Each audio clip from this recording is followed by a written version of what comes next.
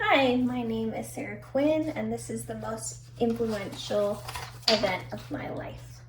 So, the most influential development event in my life that I chose was the year after high school, where I did a student exchange where I lived in France for a year. I chose this event because it is in a time period of early adulthood, which is very pivotal for many people and where they really learn how to be adults. That was the case for me. It was a time when I learned how to be autonomous in my life.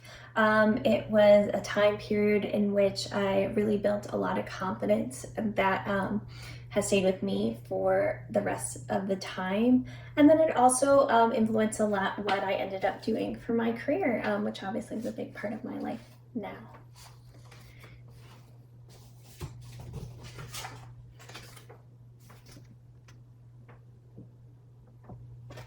So I chose an event that happened in emerging adulthood or young adulthood, which is usually the time period between 18 and 25 years of old, when young people are between being grown-ups and then still being children. They're given more responsibilities and on their own a lot more than before, but they still might depend on their parents for financial needs or things like that. They still might have the structure of school or college or like a training program.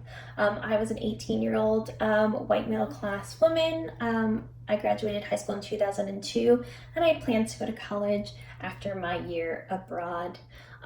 This time period was also important as far as going to another country, because the brain growth from puberty is still ongoing and I still had a expanded capacity for learning. So I really think that helped me to not only learn all these things that helped me develop my personality, but also more concretely to learn a new language, French, and to keep that all these years. And that affected my career a lot, as I'll talk about later. So here I am.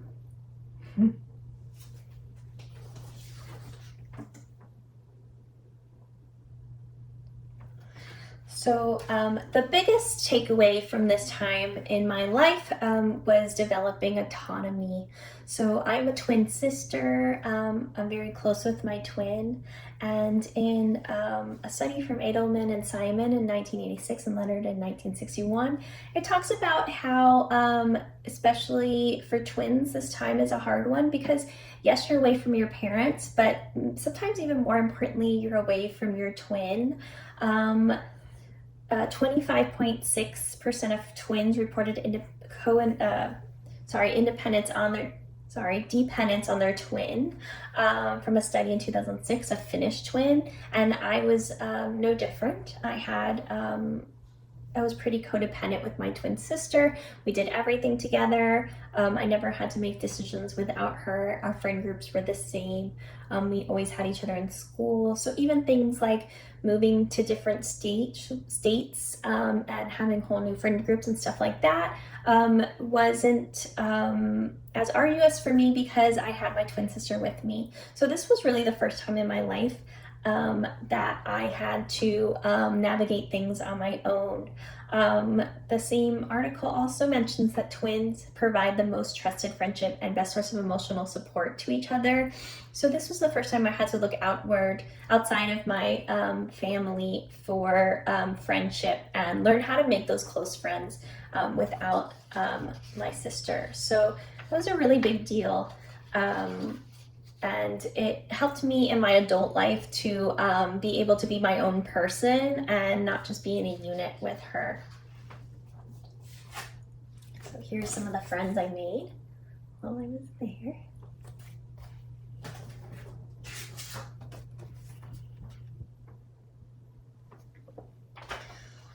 So this was a time where I really learned to build a lot of confidence in myself and in my decision making, and it stayed with me to this day.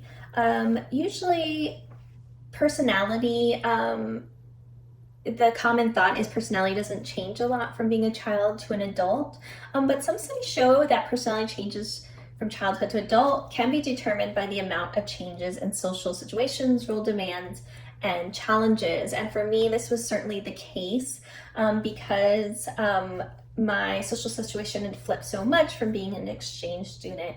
I definitely had a personality change of being less shy and less unsure of myself to being more confident and outgoing. I also had way much less structure in my life, as many people in this age range do, and I had more time for leisure activities that I had chosen myself. So I learned in this time healthy leisure activities that have come with me through my whole life. Things like hiking, walking in new cities, spending time with new friends while going to cafes, seeing movies. These are things I do to this day, and they're really good for self-care and emotional regulation. So they were also really good for me to learn confidence in myself. And I also was as many people right after high school do, I was introduced to unhealthy leisure activities such as drinking or doing recreational drugs. But because I did them in France, they have a different idea about drinking, where they do it much more in moderation. It's not so taboo. So I was also able to learn those thoughts, healthy thoughts around alcohol and drug use at the first time that I was being introduced to it. So that was really helpful to me. It has been found from a study from Sharp in 2011 and Weinbright et al. In 2014-2016 that in addition to this, healthy leisure buffers against substance abuse. So I was able to learn these healthy leisure activities and they really helped me when I got into college because I had these in place and didn't have to rely on heavy drinking or drug use as many college students do. Also based on self-determination theory, deciding on what leisure activities work for you increases autonomy and confidence in yourself. And this was definitely the case for me. So here are some of my ticket stubs and things: going to museums, hikes, exploring. Activities that I do today, to this day, for self-care, for winding down, for rest instead of just self-medicating with alcohol and drug use.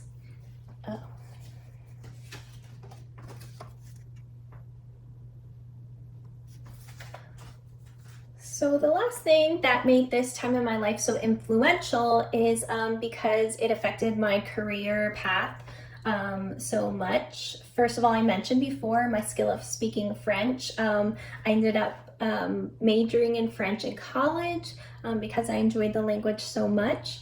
My first job was teaching French at a high school, and it really taught me my love of teaching. And then also my personality type from Holland's personality type actually changed from before I did my exchange year to after. So I changed from investigative to social. So after that, I really went from, being shy, not as much thinking on my own, to liking working in teams, mentoring. I'm much more patient. I'm a lot more idealistic about what I can do to help the world in my community. I love teaching now. And then so after teaching, I also taught for adult education for GED tests, which I still do today. And that got me also working in nonprofits, which I did for many years. And that led me to actually wanting to become a counselor. So it's really affected my career path and what I wanted to do with that, just this 1 year in my life. Yeah, so as you can see, this was a very big developmental period for me. During emerging adulthood, it helped me to develop autonomy, build confidence in myself and my decisions, and then it really changed what I was going to do with my life and how I was going to handle my career. So thank you for your time. Have a good night.